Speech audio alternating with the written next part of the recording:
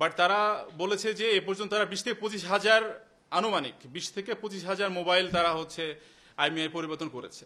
তো এটা এর ভিতরে বিভিন্ন ক্যাটাগরি মোবাইল রয়েছে। সিলেটবাসীর কাছে র্যাব তথা র্যাব 9 একটা আস্থার প্রতীক হয়ে দাঁড়িয়েছে। আপনারা জানেন যে বিভিন্ন সময় স্পেশালি বিভিন্ন যে সামাজিক অকেশনগুলো রয়েছে, বিভিন্ন ঈদ যেমন ঈদ উল ফিতর, ঈদ উল আজহা, এগুলোকে কেন্দ্র করে বিভিন্ন ধরনের অপরাধ আরও বৃদ্ধি পেতে থাকে। যেমন অজ্ঞান পার্টি, মলম পার্টি, ছিনতাইকারী এবং এই ধরনের বিভিন্ন সিন্ডিকেটের দৌরাত্ম্য এই ধরনের সামাজিক অকেশনে বৃদ্ধি পায়। তো এই ধরনের সিন্ডিকেটের বিরুদ্ধে অভিযান আমাদের একটা নিয়মিত অভিযান। আপনারা জানেন যে আমরা নিয়মিত ছিনতাইকারীদের বিরুদ্ধে অভিযান পরিচালনা করি এবং বেশ কিছুদিন আগেও আমরা এটা পরিচালনা করেছি। কিন্তু আমরা সেখানে থেমে থাকিনি।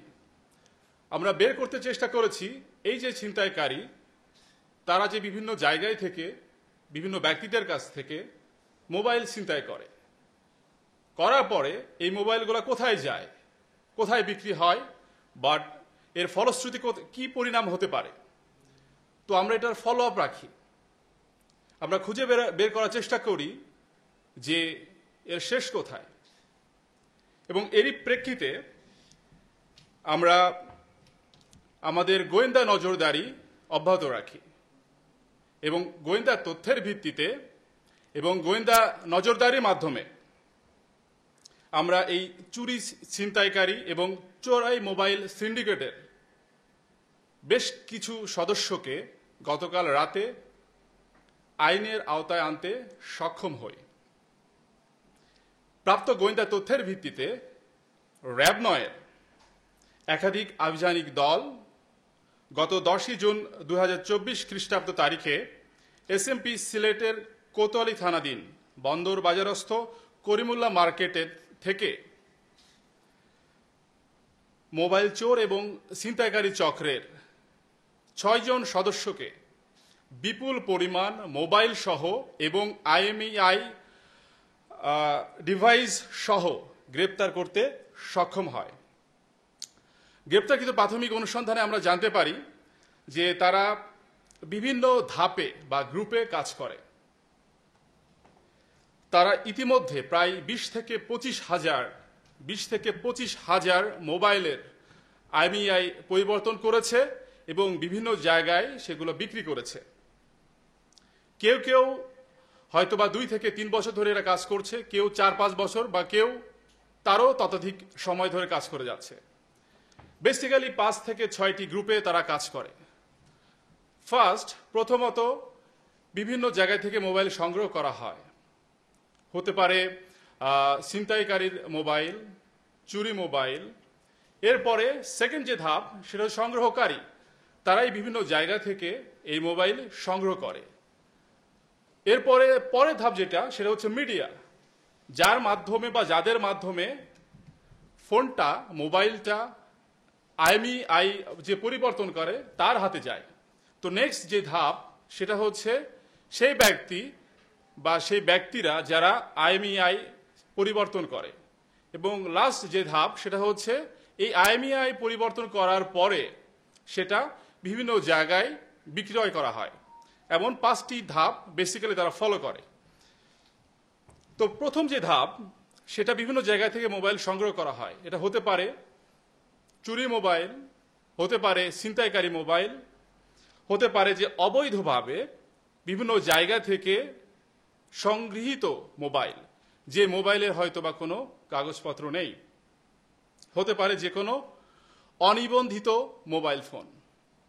সেকেন্ড ফেজ, যারা এই মোবাইলটি বিভিন্ন জায়গা থেকে বিভিন্ন ব্যক্তিদের কাছ থেকে সংগ্রহ করে, বিভিন্ন চোরাই মোবাইল তারা কম মূল্যে তারা সংগ্রহ করে এবং আইএমইআই পরিবর্তন করার জন্য প্রসেস বা প্রক্রিয়া করে। নেক্সট যে ধাপ রয়েছে মিডিয়া, এই ব্যক্তি হয়তোবা সরাসরি মোবাইল ক্রয় করে না অথবা মোবাইল ক্রয়ের সম্পৃক্ত থাকে না, কিন্তু এই ব্যক্তির মাধ্যমে আমরা তার কাছে যেতে পারি যে ব্যক্তি আইএমইআই পরিবর্তন করে। হয়তোবা সে তার পরিচিত কারো মাধ্যমে সেই ফোনগুলো সংগ্রহ করে আইএমইআই যে পরিবর্তন করে তার কাছে নিয়ে যায়। নেক্সট যে ধাপ, এই ধাপটা হচ্ছে সবচেয়ে ইম্পর্টেন্ট, যে আইএমইআই যে পরিবর্তন করে। যদি সাধারণ মানুষ কোনো ফোন নিয়ে তার কাছে যায় বা তাদের কাছে যায়, বেসিক্যালি তখন তারা আইএমইআই পরিবর্তন করে না। তারা বলে যে তারা আসলে এই বিষয়ে তারা কিছু জানে না। কিন্তু তখন তারা করবে যখন তারা এই সিন্ডিকেটের কোনো সদস্যের মাধ্যমে যদি ফোনটা তাদের কাছে যায়। হতে পারে যে যারা সংগ্রহ করছে কোনো ফোন, চোরাইকৃত অথবা ছিনতাইকৃত অথবা অবৈধ পথে আনা কোনো ফোন সংগ্রহ করছে, তাদের মাধ্যমে যদি ফোনটা যায় তাহলেই তারা শুধু পরিবর্তন করে। অথবা তাদের যে মিডিয়া গ্রুপ রয়েছে, মিডিয়া ব্যক্তি রয়েছে যারা মাধ্যম হয়ে কাজ করে, তাদের মাধ্যমে যদি ফোনটি যায় তখনই শুধু তারা এটা পরিবর্তন করতে কাজ করে। কেন পরিবর্তন করে? প্রথমে বলেছি এই ফোনগুলা, মোবাইলগুলা বৈধ ফোন নয়। তো এটা যদি সাধারণ মানুষের কাছে থাকে বা চুরি ছিনতাই হওয়ার পরে বা অবৈধ পথে আসার পরে এটা যদি সাধারণ মানুষের কাছে যায়, তাহলে অবশ্যই এটা বৈধ পথে হবে না। সেই জন্য তারা আইএমইআই পরিবর্তন করে। এবং আমরা দেখেছি বেসিক্যালি তারা মোবাইল সার্ভিসিং অথবা মোবাইলের দোকানে বসে থাকে, বাট এদের এইটার আড়ালে তারা এটা পরিবর্তন করে। এটা পরিবর্তন করে তারা বিভিন্ন পেইড অ্যাপস অথবা ডিভাইস অথবা সফটওয়্যারের মাধ্যমে। এরা শুধু আইএমইআই পরিবর্তন করে না, এর পাশাপাশি তারা আর অনেক কিছু পরিবর্তন করতে পারে, যেমন কান্ট্রি লক, বিভিন্ন ধরনের পাসওয়ার্ড। এটা হতে পারে মোবাইলের পাসওয়ার্ড, হতে পারে মোবাইলে ওপেন করার পরে বিভিন্ন জিমেইল, ইমেইল বা এই ধরনের বিভিন্ন অ্যাকাউন্টসের পাসওয়ার্ড, এবং এর পাশাপাশি আইক্লাউড, এগুলাও তারা পরিবর্তন করতে পারে। এবং সবচেয়ে সারপ্রাইজিং বিষয় হচ্ছে এই আইএমইআই বা এই পাসওয়ার্ডগুলো পরিবর্তন শুধু একবার না, একাধিকবার, অসংখ্যবার তারা পরিবর্তন করতে পারে। তারা এই পরিবর্তনের জন্য মোবাইলের ব্যান্ড এবং কোয়ালিটি অনুযায়ী বিভিন্ন পরিমাণ টাকা নিয়ে থাকে। এবং আশ্চর্যের বিষয় হচ্ছে তারা এই বিষয়ে খুবই এক্সপার্ট, খুবই দক্ষ। মোবাইলের কোয়ালিটি অনুযায়ী, রকমারি অনুযায়ী তারা কয়েক সেকেন্ড থেকে কয়েক মিনিটের ভিতরে এইগুলা করতে সক্ষম। তারা খুবই পারদর্শী এই বিষয়ে। এবং বেসিক্যালি এটা আইন শৃঙ্খলা বাহিনীর চোখ ফাঁকি দেওয়ার জন্য খুবই দ্রুত সময়ে এটা সম্পন্ন করে থাকে। তো জাস্ট এই পরিবর্তন করা ছোট্ট একটা ভিডিও আপনাদেরকে দেখাবো, যদিও ভিডিওটা 1 মিনিটের, বাট বেসিক্যালি তারা কাজ সম্পন্ন করতে পারে, যেটা বলেছি, সময় অনুযায়ী কম অথবা বেশি।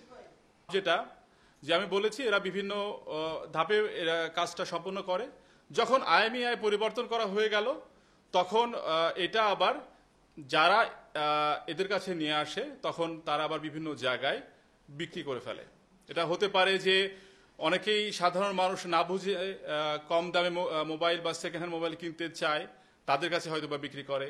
অনেক সময় বিভিন্ন অপরাধীরা তারা এদের কাছ থেকে মোবাইল সংগ্রহ করে, যেন বিভিন্ন আইন শৃঙ্খলা বাহিনীর চোখ তারা খুব সহজেই ফাঁকি দিতে পারে। এবং এর পাশাপাশি যারা তাদের নিজস্ব সিন্ডিকেট রয়েছে তাদের কাছেও অনেক সময় তারা বিক্রি করে। আমরা অভিযান পরিচালনা করে তাদের নিকট থেকে মোট 241টি ফোন, এর ভিতরে 231টি হচ্ছে স্মার্টফোন, 10টি ম্যানুয়াল ফোন, বাটন ফোন, 10টি ট্যাব, 2টি পিসি, 3টি মনিটর, 2টি কিবোর্ড, 2টি মাউস, 1টি হার্ড ড্রাইভ, 2টি পেন ড্রাইভ, এবং এর সাথে সংশ্লিষ্ট বা বিক্রির মোবাইল বিক্রির নগদ ৭৫,৫৫০ টাকা এবং একটি আইএমইআই পরিবর্তনকারী ডিভাইস জব্দ করা হয়। অ্যাকচুয়ালি কম্পিউটার বা আদার যে অ্যাক্সেসরিজ রয়েছে এগুলো সবই এই আইএমইআই পরিবর্তনের কাজে ব্যবহৃত হয়। আমরা মোট 6 জনকে গ্রেপ্তার করেছি। এর ভিতরে যেটা আমি বলেছি যে এরা বিভিন্ন ধাপে কাজ করে। যেমন প্রথমে আমি শুধু নাম বলবো, নজিমুল ইসলাম জেবলু, এ বেসিক্যালি একজন ছিনতাইকারী। এ বিভিন্ন জায়গায় থেকে মোবাইল ছিনতাই করে। এরপরে রয়েছে আব্দুর রহিম এবং মাসুদ মিয়া। তারা এই ছিনতাইকারী মোবাইল অথবা চোরাই মোবাইল কম দামে স্বল্প মূল্যে ক্রয় করে। এরা বেসিক্যালি ক্রেতা।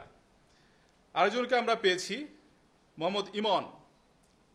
মোহাম্মদ ইমন বেসিক্যালি হচ্ছে মিডিয়া হিসেবে কাজ করে।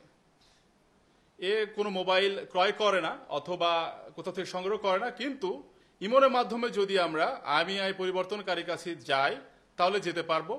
এবং ইমনের পরিচিত যারা থাকবে, যদি ইমন কারো নাম সাজেস্ট করে তাহলে তখন আইএমইআই পরিবর্তনকারী তারা পরিবর্তন করে দিবে।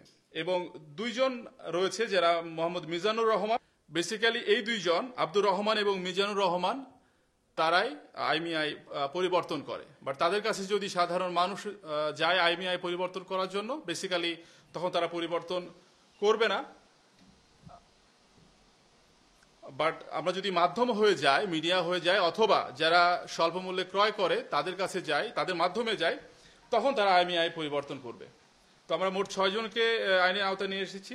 নজিবুল ইসলাম জিবলু, আব্দুর রহিম, মোহাম্মদ মাসুদ মিয়া, মোহাম্মদ ইমন, মিজানুর রহমান এবং আব্দুর রহমান।